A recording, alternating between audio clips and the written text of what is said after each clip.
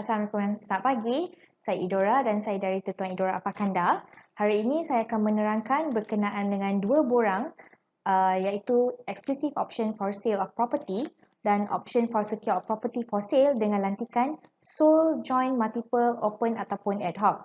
Dan untuk bermula saya akan menerangkan kepada anda berkenaan dengan exclusive option. Apakah yang dimaksudkan dengan borang exclusive option ini ya?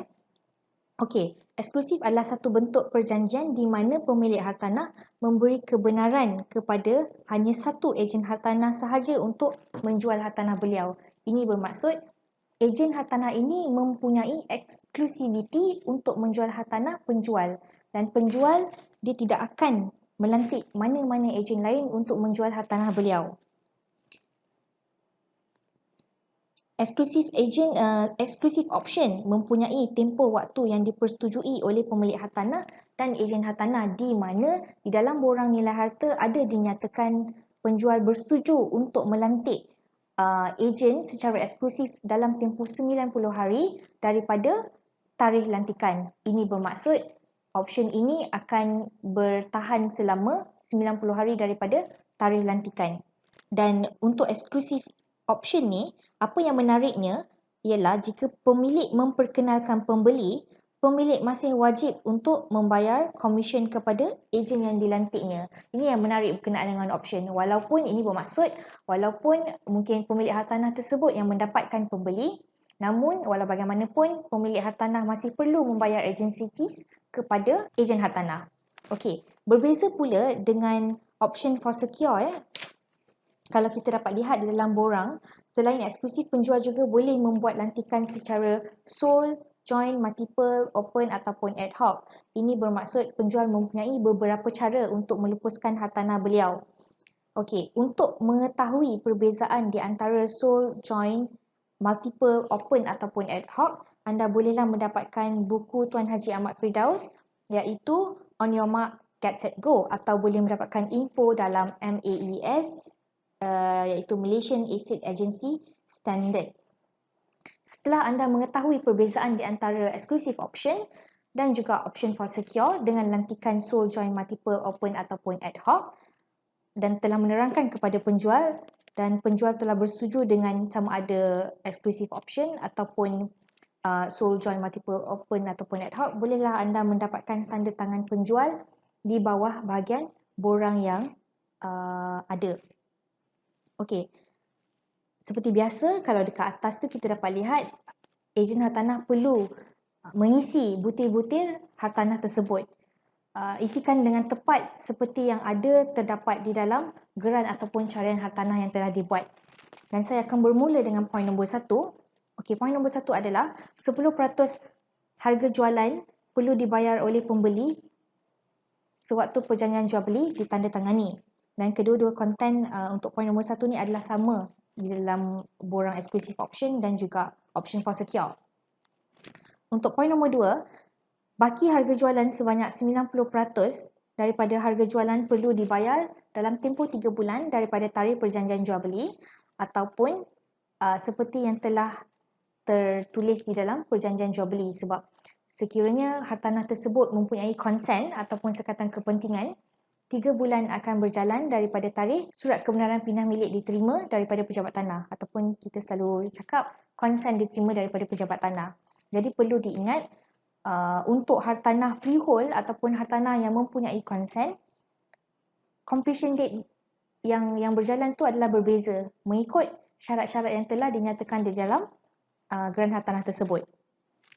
Okey, bagi poin nombor 3, properti adalah dijual dengan ataupun with ataupun without vacant possession, bermaksud sekiranya hartanah tu mempunyai penyewa, dia tidak dijual dengan keadaan vacant possession dan hartanah tersebut hanya diberi kepada pembeli setelah baki harga jualan dibuat secara penuh kepada penjual. Okey, seterusnya saya akan terangkan berkenaan dengan poin nombor 4. Poin nombor 4, penjual dengan ini memberi kebenaran kepada ejen untuk menerima bayaran deposit, bayaran earnest deposit daripada mana-mana pembeli.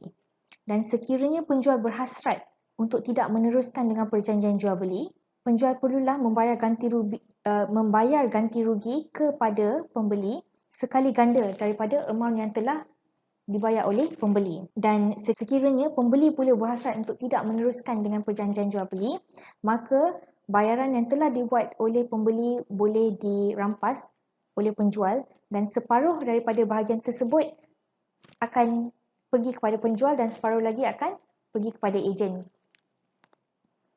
Okey, untuk poin nombor 5, borang exclusive option dan option for secure ni ada sedikit perbezaan dan saya akan mulakan dengan borang exclusive option di mana sebagai tanda persetujuan, penjual melantik ejen, penjual bersetuju untuk membayar professional fee sebanyak 3% daripada harga jualan kepada ejen sewaktu perjanjian jual beli ditandatangani. Okey, menariknya seperti yang saya terangkan sebentar tadi, menariknya berkenaan dengan exclusive option ni, walaupun pembeli itu mungkin didapatkan oleh penjual yang mencari pembeli, penjual masih perlu membayar bayaran profesional kepada ejen. Ini adalah sesuatu yang mungkin menarik berkenaan dengan exclusive option. Berbeza pula dengan option for secure ya. Okey, dekat sini kalau kita boleh lihat dekat dalam borang, penjual bersetuju untuk membayar sebanyak 3% daripada harga jualan kepada ejen dan sekiranya penjual tidak bersetuju untuk membayar 3%, contohnya penjual dalam kes ni dia bersetuju hanya membayar mungkin 1 atau 2%, jadi anda kena cross bahagian 3% lah mengikut apa yang telah dipersetujui di antara penjual dan juga ejen hartanah. Dan perlu diingat, semua bayaran profesional ini adalah tertakluk kepada 6% bayaran service tax yang perlu ditanggung oleh penjual. Okey, berbeza pula dengan option for secure iaitu open listing. Perbezaan di antara exclusive option di mana open listing ni siapa yang dapat bayar, maknanya agency fees tu akan diperolehi oleh beliau. Senang cerita, kalau ejen yang dapat mencari pembeli, maka 3% tu akan dibayar kepada ejen. Okey, itu perbezaan di antara exclusive option dan option for secure. Okey, untuk poin nombor 6, penjual bersetuju bahawa bayaran tersebut bayaran agency fees tu berhak diperolehi oleh ejen sewaktu perjanjian jual beli ditandatangani. Untuk poin nombor 7, penjual bersetuju bahawa peguam atau pembeli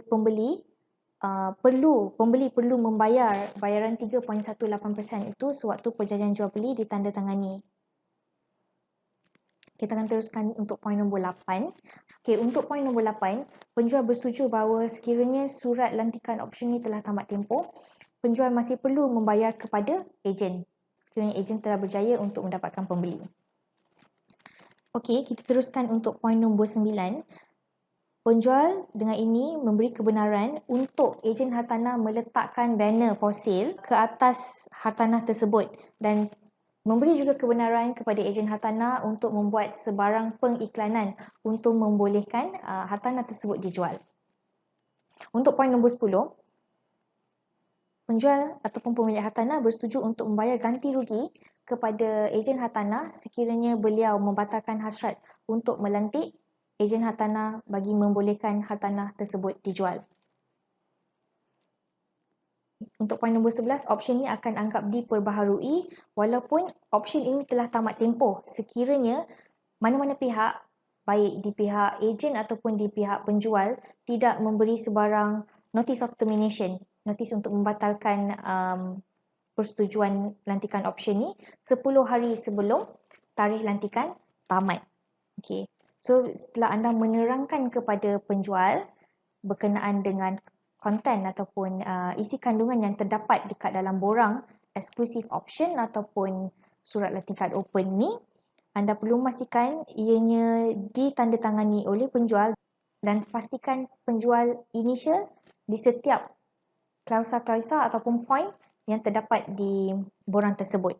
Dan anda juga bolehlah turunkan tanda tangan dan borang ini dianggap valid. Okay, oleh itu, dengan itu sekian, terima kasih.